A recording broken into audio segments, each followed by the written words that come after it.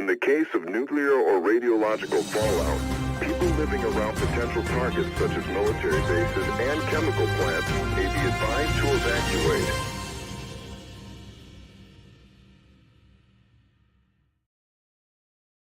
Hello, Sublation media viewers, and Ashley's off the screen for a second, and Sublation media readers, Sublation magazine readers. I'm Douglas Lane, the head of Sublation Media and author of Bash Bash Revolution. I'm going to say this week. Also turning off my phone. And you are, Ashley?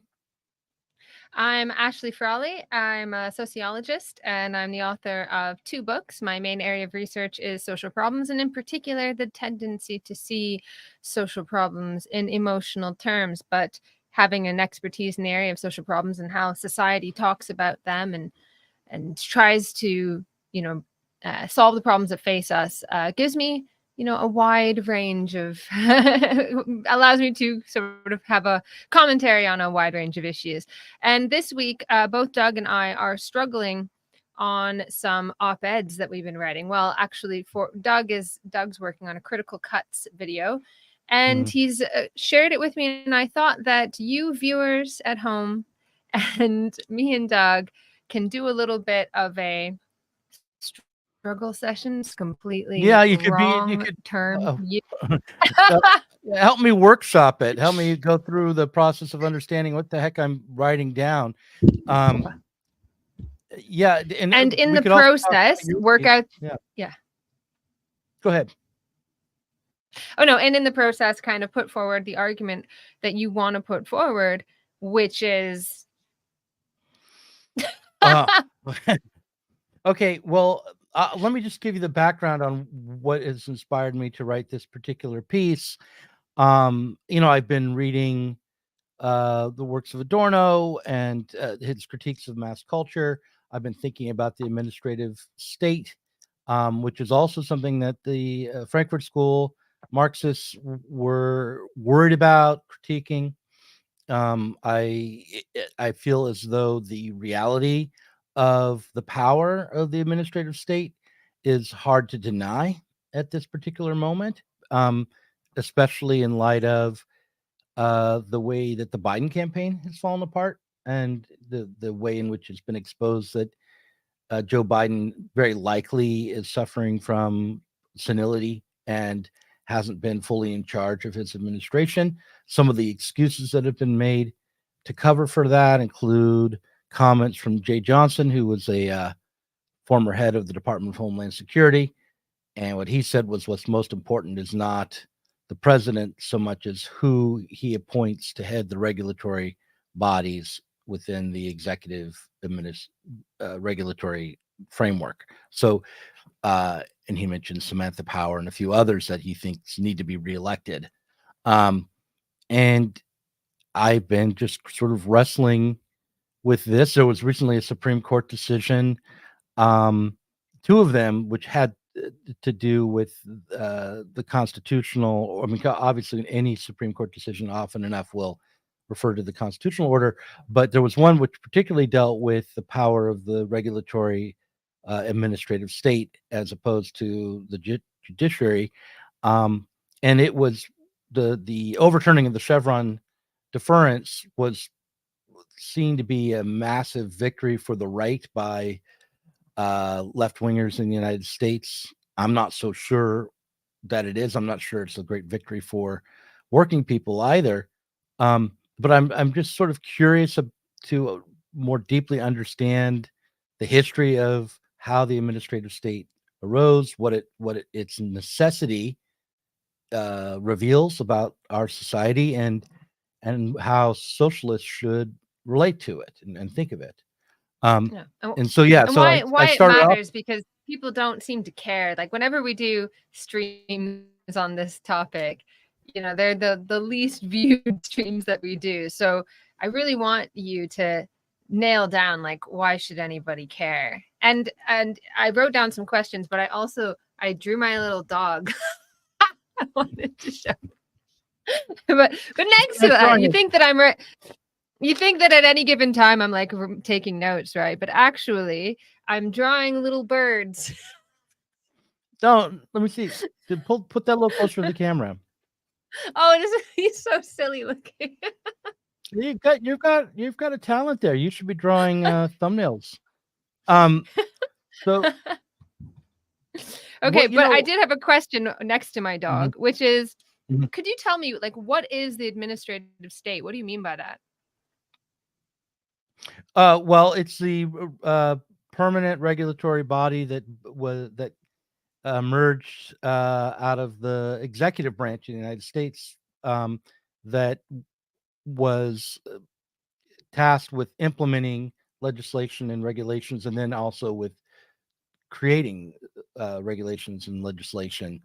Um, the so that's what the administrative state is. It's the bureaucracy. Usually, all those alphabet agencies are part of the administrative state. The CDC, the FBI, um, the CIA, the NSA. I mean, I'm naming the some of the ones that are considered to be rather evil, especially on the right now.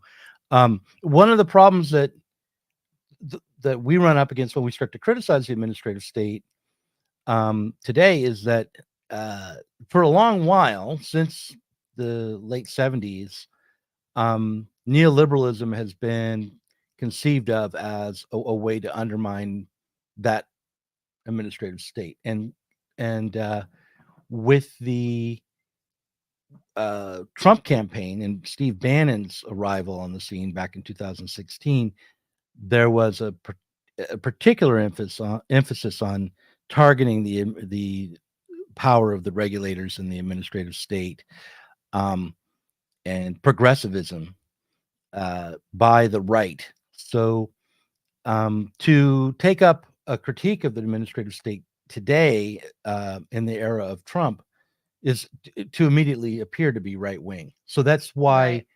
our our audience may not respond very well to this kind of critique. And I had not focused so much on the the anti-democratic character of the administrative state um, up until I realized that it was trying to expand its level of control into the free press. It was trying to, when I realized, oh, the administrative state wants to control how I think. I mean, and I'm not being a paranoid schizophrenic when I say that. That's when I started to turn and allow myself to be more critical of the regulatory apparatuses that control society. But I should say that in the new period of the new left, being critical of the welfare state and the administrative state was the norm. And for the Frankfurt School philosophers, that was one of their targets of critique. So, so that's So why. there's yeah. Hmm. Go Go ahead. on. Sorry.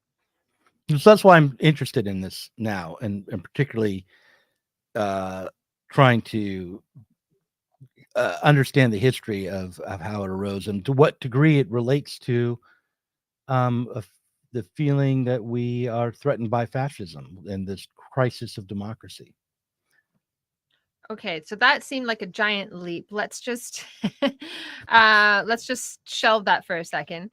But there's actually a lot of overlap between what you're talking about here and things that I've worked on and that I've written about. So I published, I think, 2 papers. My most recent work has been looking at this phenomenon of regulatory capitalism and the regulatory state. And Doug, I don't want to say hello to the commenters. I have actually been reading and laughing. And my favorite one was the OnlyFans for my drawings. That's a great comment. Yeah, that'd be great if that was what OnlyFans would be for. Anyway, so what were you giggling about there, Doug? Oh, someone just said Douglas Lane will not discuss the Twitter files before 10 a.m. or after 4 p.m. It is before 10 a.m. where I am, but perhaps I shouldn't be discussing anything publicly. I don't tend to sundown before 6. So at 53, I can make it all the way to 6 o'clock before I start to sundown. But yeah, Okay, there's so I've the most recent oh yeah, sorry, go ahead. Eli Sanders says, so you'd say that the administrative state is the proverbial man who's from the government and here to help, Mr. Reagan?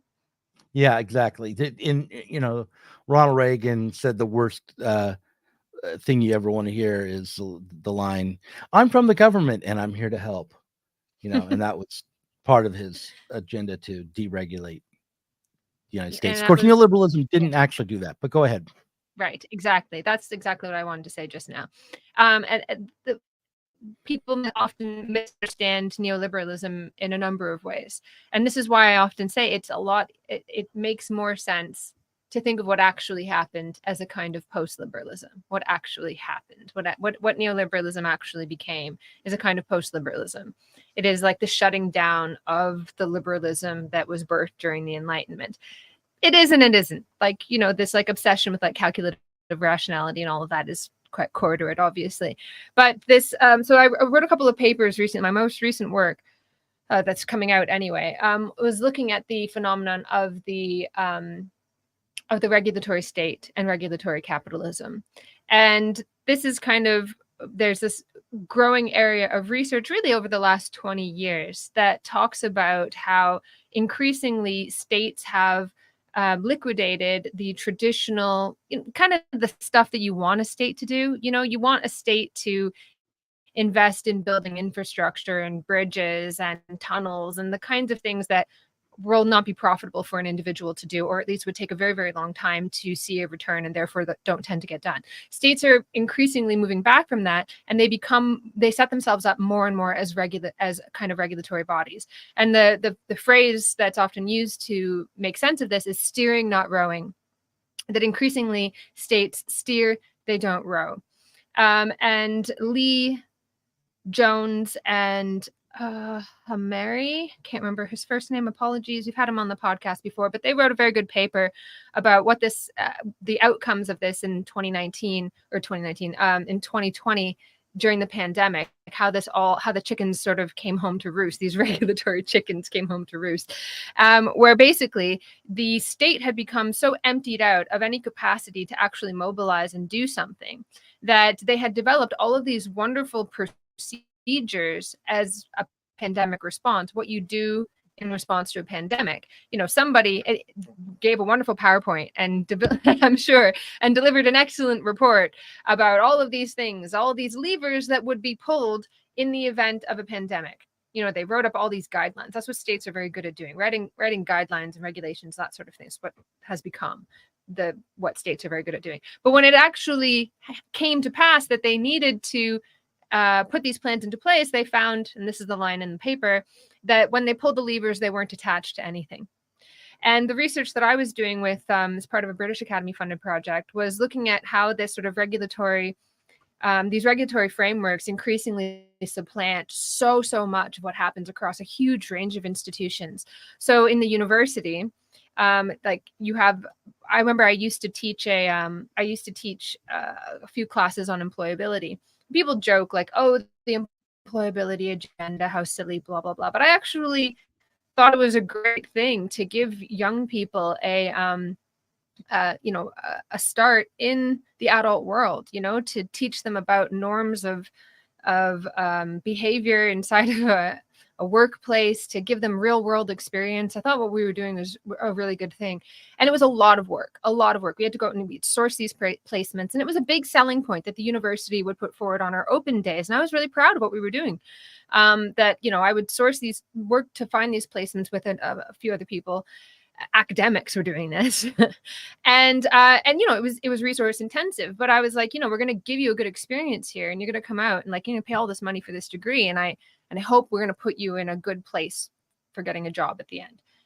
Obviously people will say, oh, but education should be for education's sake. Yes, but we live in a real world, right? And I wanted to make sure the students were prepared.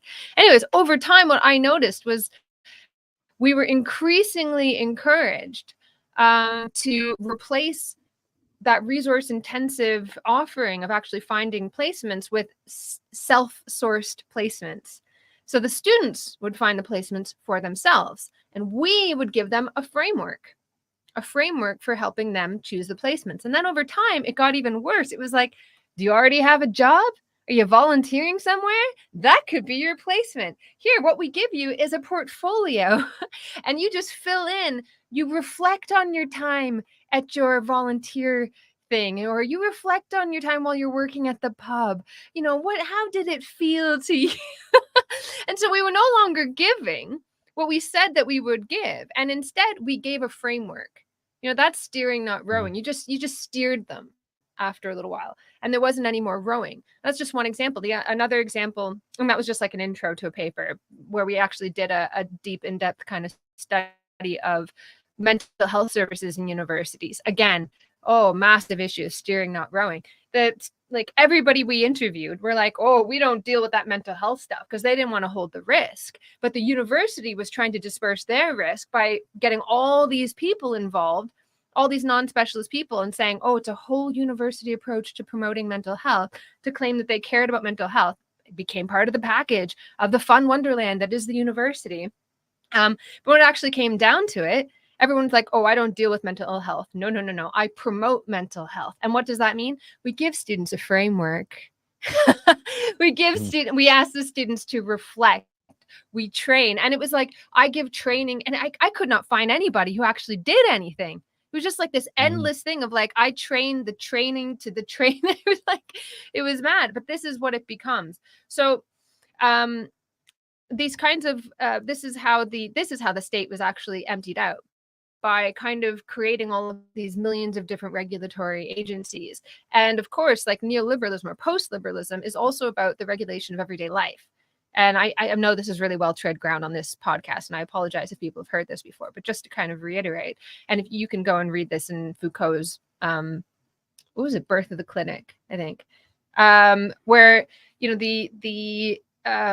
the economy was conceptualized as something that was internally robust, but externally very fragile. So like, the economy works, but you have to be very careful and kind of orchestrate people's behavior around the economy. Hence, you have all these different regulatory agencies around it. Because things like, if you go back to classical political economy, things like monopoly were, even like classical political economists recognized that monopoly was something, or I didn't say recognized or admitted, that monopoly was something that emerged organically out of capitalism itself. And even the falling rate of profit, this was something that was conceptualized as emerging out of capitalism itself. But over time, what happened was these things became external to it. Monopoly is something external to the functioning of the economy. So when you have the problems can't possibly emerge from the economy itself, it's from people's behavior around it. So then you become more and more zealous about controlling people's behaviors and developing regulatory frameworks for how everyone will behave. And so this is what people don't understand. They think if you like criticize the state and these state apparatuses and what they're doing, you're like a neoliberal or you're a right winger. And they're not understanding the way that the state has developed, how neoliberalism or post-liberalism itself actually functions and itself worked to kind of liquidate the state. And like, we even had a comment on our last video of someone calling me a right winger for criticizing the NHS. There's only one clip that's ever gone around on the internet of me criticizing the NHS. And I wasn't criticizing the NHS like, sell it to, capitalists.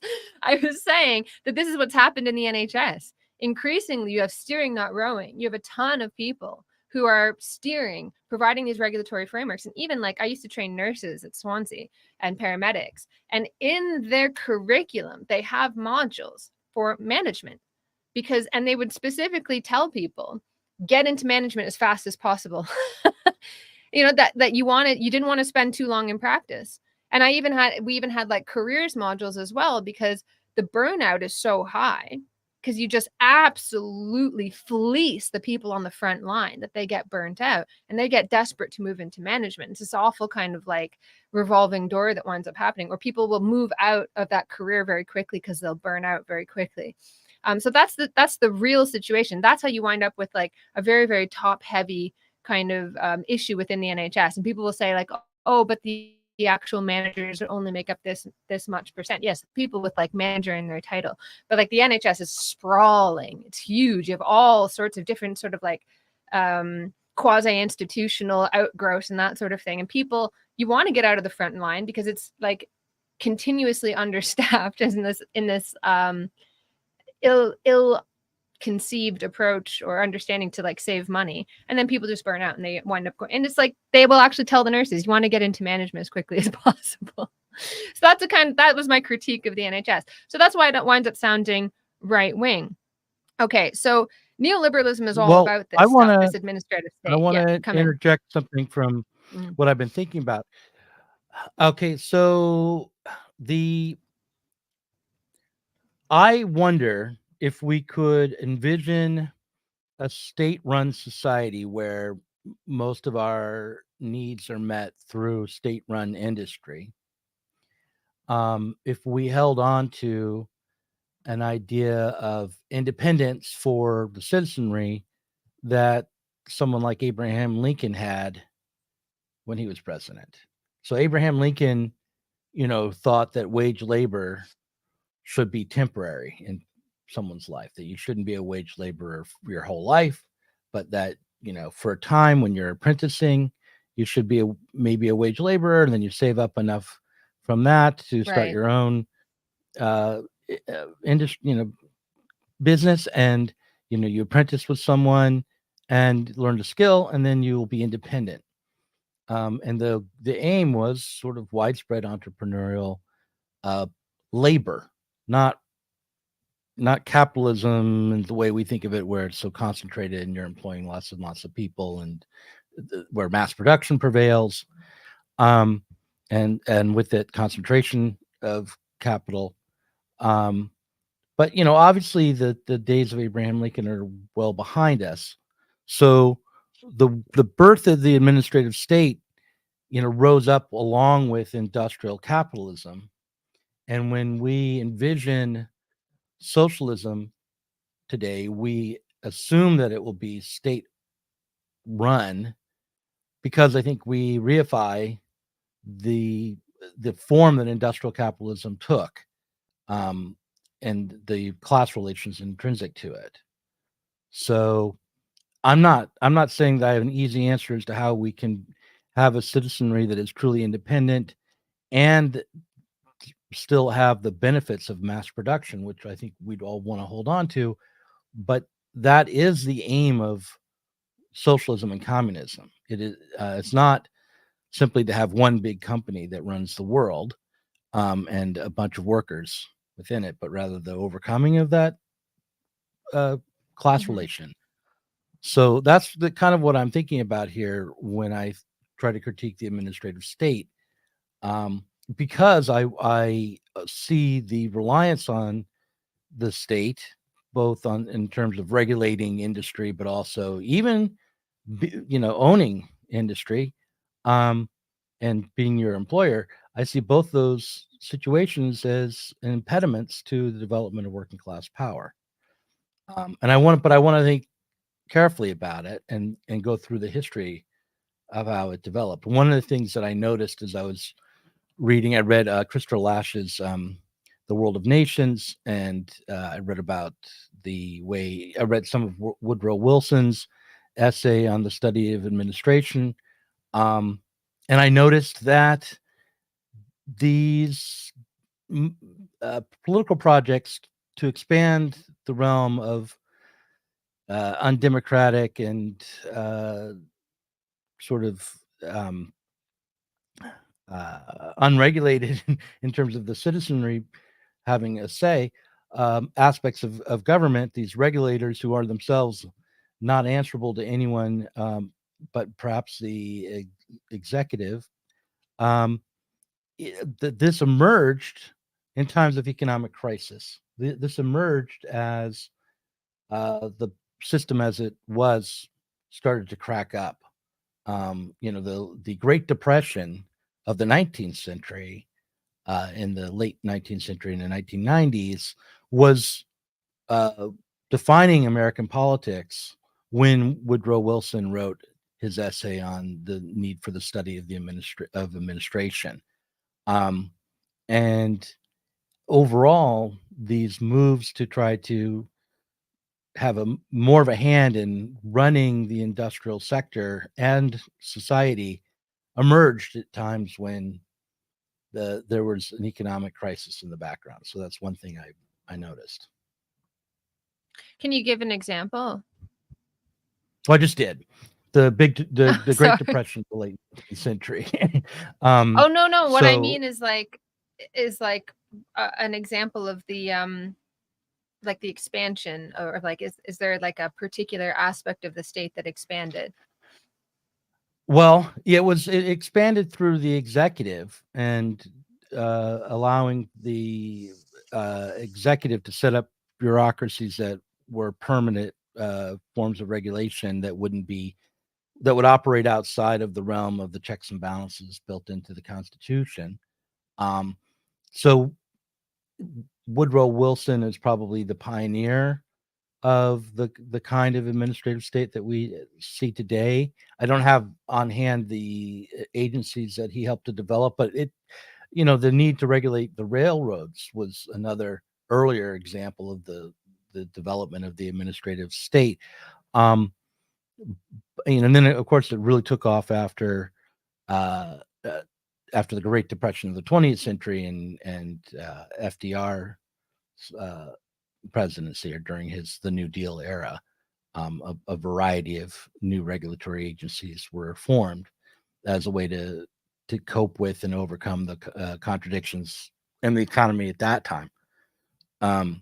So we've got this problem where on the one hand, the working class really rely on some of these institutions and regulatory bodies in order to survive, or at least to have a fair chance at surviving. And on the other hand, the more we rely on the state to regulate us and industry both, the less likely we are to be able to develop a socialist politics that can go beyond this capitalist order. So that's what I've been wrestling with in this essay. Okay, now tell me, where does the feeling that we are threatened by fascism fit into all of this? Well, fascism is the merger of the state with society and with business. It is that's how I think of fascism. Mussolini implemented and ran society through an administrative state. Hitler did as well. Hitler had a problem when he took power of the administrative state already being fully in place, and maybe and most of its employees not being part of the Nazi Party, but he found that it was easy enough to whip them into shape and get them in line. But when you think of fascism as a nationalist project of a state-run society, that's what it is fundamentally, then you can see that and one where everyday people don't have any control or much control over how the state functions, but rather are meant to serve the functioning of the state. Then that, I think, it's pretty clear as to why the development of an administrative state, which is a permanent state, mostly unencumbered by a need to respond to the will of the people or the politicians, is aligned with the threat of fascism itself. So do you think that by having excessive faith in the state, and seeing the state as necessarily the kind of the solution to social problems, our savior, or progressive in terms of, I'm using this word progressive just in like the basic sense of progressing towards socialism. Do you think that leaves people on the left vulnerable to not seeing where things could be heading that are not conducive to socialism, and in fact directly opposed to it? Yeah, I do. Absolutely. Yeah, but I also think that if you're too quick to just blame certain agencies or think that the destruction of those agencies would be the solution, you will lose sight of why they emerged and what needs to be overcome in order to make them no longer necessary. Um, so it's not as though, we simply should all become Reaganites or all join up with Trump. Um, and most of what's going on in the realm of real capitalist politics is probably more of a matter of modulation than any radical revolutionary change, even when something like the Chevron uh, deference is overturned. Um, but but if we want to think beyond capitalism, we're going to have to certainly think beyond the way in which the capitalist parties define these issues. Can you just explain for me, for anyone who doesn't know, what is the whole Chevron thing about? Yeah, I think I talk about it last week? Maybe I didn't. The You Chevron did, but yeah, you did, but I'll say it again. So, like, the Chevron decision was recently recently overturned. There was a case um, in 1984 where a conservation group, an environmental group, took Chevron to court because Chevron was not living up to the regulations that had passed, stipulating that that any innovations or additions it made to its industrial efforts would not produce more air pollution. So that the interpretation of the regulation was that any innovation had to decrease the amount of air pollution that was released into the atmosphere. That's what the environmental group said should be the proper interpretation of some regulations on industry. And Chevron said, no, we interpret this, and the regulators agree with us that we can make innovations and expand our efforts industrially and release more pollution as long as we offset that in some other part of our effort. So as long as we don't overall and in our totality increase the level of air pollution that we're putting into the environment or into the atmosphere, as long as we keep it steady, we're living up to the regulations. So the environmental group said the regulation was aimed at decreasing the amount of air pollution released, and Chevron said no, it's aimed at keeping it capped at where it is now. And the court decided that the regulators who had given Chevron permission to go ahead with its expansion of its efforts through new technology, on the basis of just keeping the air pollution capped, the courts decided that those regulators were empowered to interpret the regulations when they were ambiguous, such as they were. So rather than make a decision about the truth of what the regulation was aimed to do, the court decided to allow the regulators, which the environmental groups and many others on the left would claim at the time that were captured by the industries they're meant to regulate. They allowed those regulators to have the authority to interpret their own regulations. okay. And so you said that what winds up happening is that people will sort of blame certain agents. This again, can be a misunderstanding of critique. People will often think, like, if you're critiquing something, you're saying, ergo, this should stop, or we should oppose this thing, instead of thinking about, well, that critique is part of a broader attempt to understand certain shifts and what's happening in society and that sort of thing. And I think this is often a mistake, even for people who develop these critiques. They kind of, famously, this is like libertarians would be like the Fed, instead of being like, well, yes, but why? Why did this become necessary? All of that sort of thing. So you said that by blaming certain agencies, you lose sight of why they emerged, why they became necessary, and what needs to be done to overcome them. Can you give a little bit more insight into, that last part there? What do we need to do to overcome this situation? I would like to hear more about why they emerged, but I feel like maybe you've gone over it enough. Well, I mean, it's not. to ask the question, how do we overcome the need for the administrative state, gets us into all sorts of questions about how to organize for socialism, what forms of government, self-government would be adequate to dealing with the complexities of a technological society.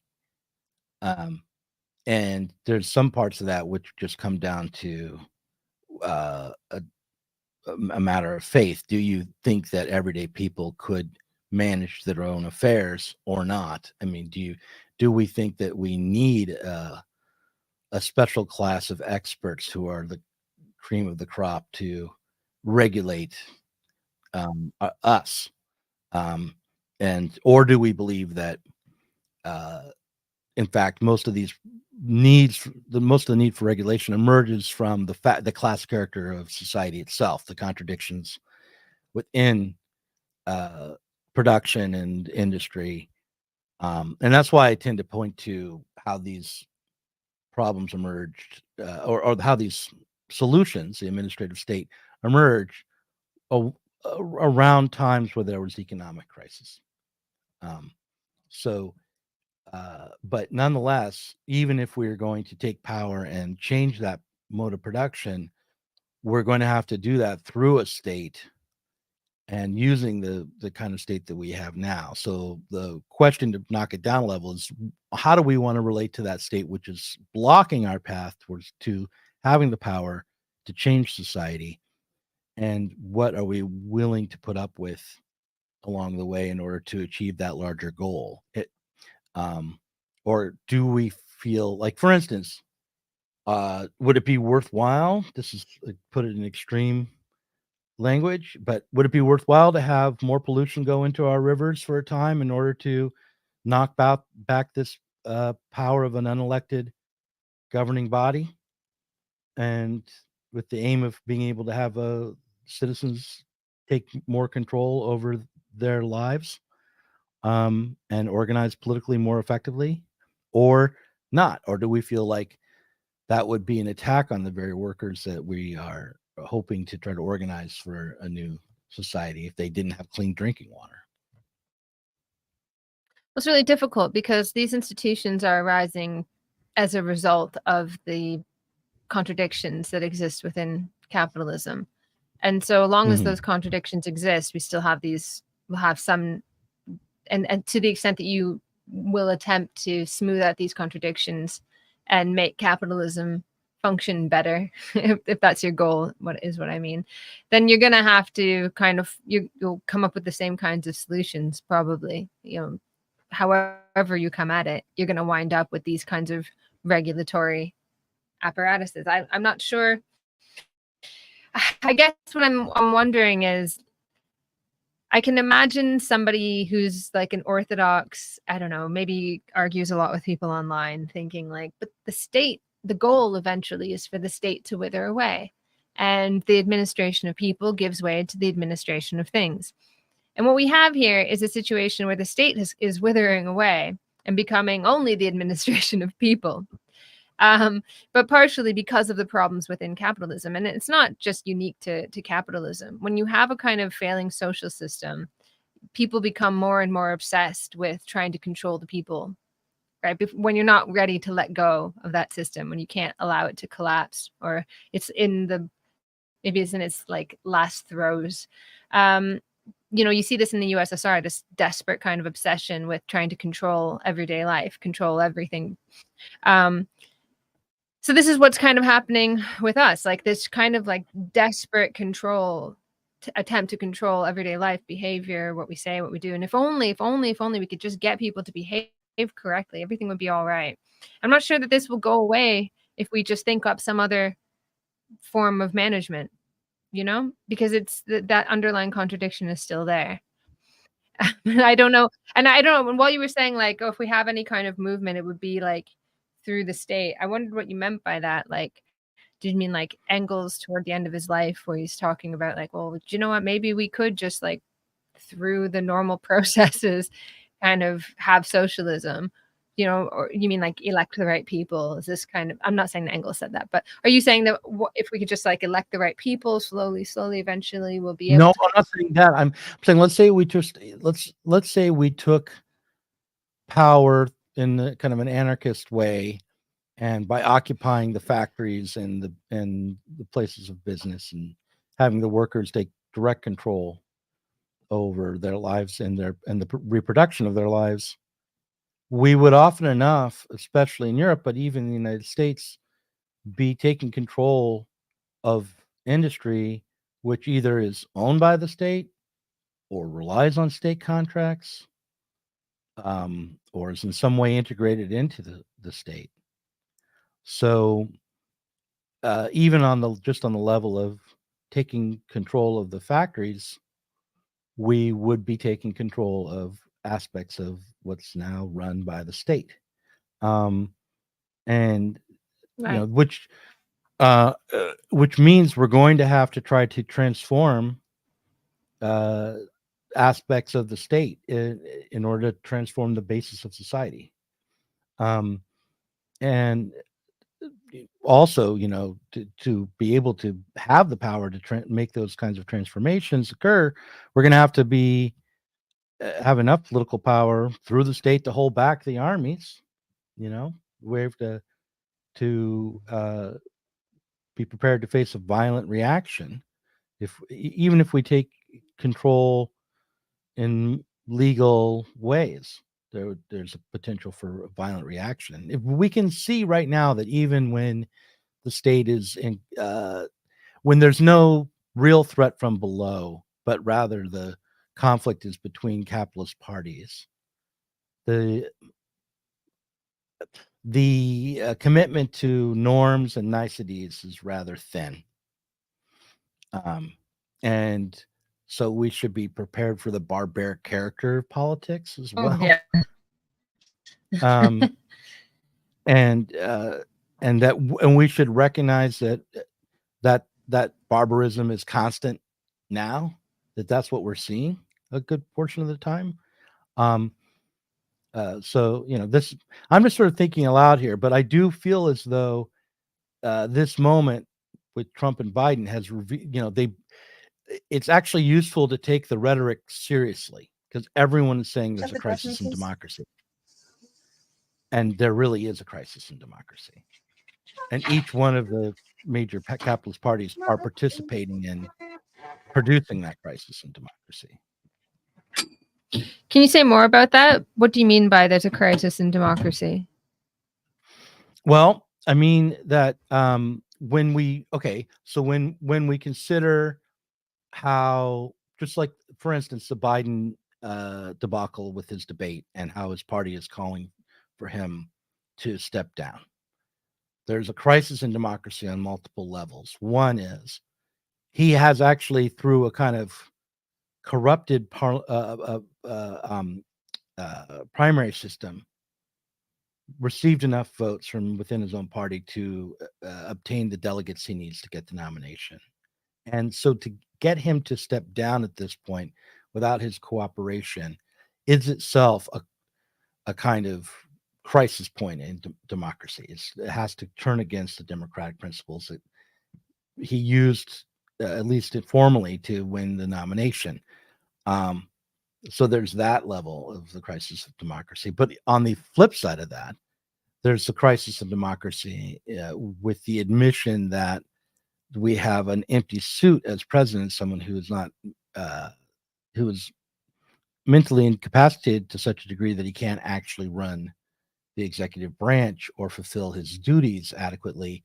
And we're being told that this is okay because a permanent bureaucracy or is what's really important, and the appointees that are put in at the top of that permanent bureaucracy, who we don't elect and who don't run, are who we should really be thinking about. So we've been told by a former head of the Department of Homeland Security to vote for Biden because he's going to appoint the right regulators. So that's another level where there's a crisis of democracy, because we've been told basically the democratic forms of participation that are invited to participate in are irrelevant or largely irrelevant, or only relevant in so much as they influence this the government, which is actually functioning, where most of the decisions are made, which is in the realm of regulation and in the bureaucracy. So those are two examples of how we have a crisis of democracy. But then you throw in, you know, Trump and the fact that he's possibly going to be jailed for his conviction, and also the fact that he doesn't seem to recognize the legitimacy of of elections, and constantly is calling them into question when they turn against him. Those are other examples of a crisis in democracy. Just the fact that he's planning to destroy the administrative state, people say, or significantly alter it, is another crisis for democracy. So yeah. Someone commented, "There's always a crisis of democracy." That sounds like a very platypus thing to say. Was that commenter a plat? Not that there's anything wrong with that. We love Not that there's anything wrong with that, of course. I mean, but I'm not a plat. So I can't. Yeah. Wrong with that. Go ahead. I don't know who it was. What did they say? Oh no, just the person just said, there's always a crisis of democracy was the comment. Someone says, shoot, sorry, you caught me. Was it you, Adam Mad? Yes, it is Adam Mad. There probably isn't always a crisis of democracy. However, I feel like in, let's say, 2008, when Obama ran, that crisis was not on the ballot. That you know, McCain and Obama didn't accuse one another of being threats to the very foundation of society, and they didn't expose themselves to each be threats to the democratic order. There was maybe always a crisis, and many people at the time were talking about how everyday people were cut out of politics on any significant level, and that's been the case for a long time. But now I feel like what we're experiencing is a crisis in the managerial class and the capitalist class, and how to maintain the fine balance of disorder that we've had for, you know, the last 50 years or so. So I can't really see. It's funny when we get into these conversations, and when you realize that something is arising out of a deeper contradiction, it feels like there's nothing you can do about it that isn't extraordinarily, like people often ask us, like when we talk about neoliberalism, you know, what I like to call post-liberalism, people will say, well, what do we do about it? You know, you guys are always talking about problems, but, and I totally get this too. You know, you're always talking about problems, but I want solutions. And the trouble is that there isn't one. You know, I mean, there is one, but it's huge. Like, and it's a lot more, and it's not very palatable, you know, and it seems crazy. It seems mad to be like, well, we've got this problem with the administrative state, and the answer is revolution. You know, it just sounds, it's too much. But the issue is that that it's sort of, something is arising out of something so deeply ingrained. I suppose the value in a lot of what we say is kind of warning the left off, or at least our listeners. Sweetie pie, just give me a sec. Oh, okay. Sorry. it's my husband's at work, so Yeah. It's warning our listeners off from kind of like thinking that things that present themselves as quite progressive and good for workers and good for you, and, you know, solving problems and so on, are actually part of a deeper kind of attempt to solve problems by controlling behavior, and thus controlling more and more of everyday life, and that we shouldn't be jumping on that.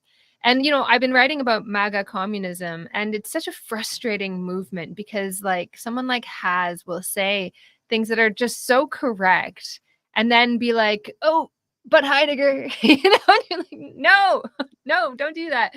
But one of the things that he says that's completely correct is that the left has been sort of taken over by this what we now think of as the left, or like Nina Power is another problematic figure. I'll just go ahead and quote. Says like what's wearing the left is a skin suit.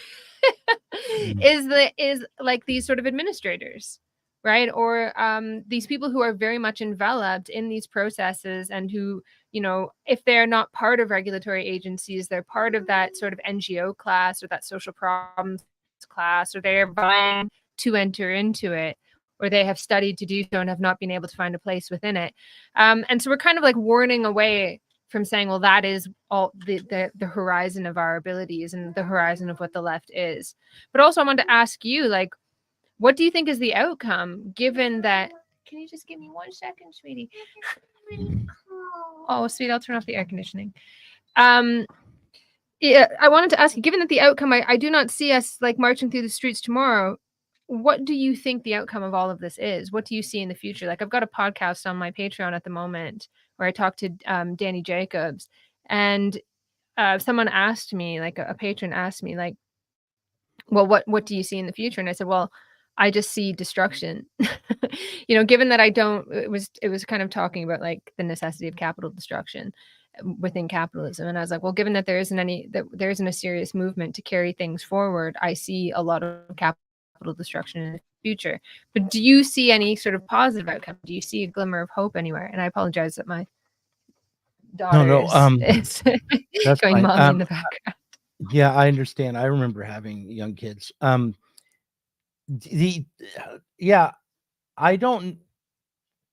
would warn against looking around at the politics and the economic situation as it is for hopeful signs. And instead, I would encourage myself and everyone else to think about the last 15 years and how things went wrong and how things were hopeful. And I would say that after the economic crisis of 2008, there was a move to try to think more deeply about our political situation and our lives. And there was a return to Marx, and there was a return to trying to critique capitalism itself. And that there was even an attempt to develop a politics that could achieve the aim of overcoming the contradictions of capitalism as we understood them.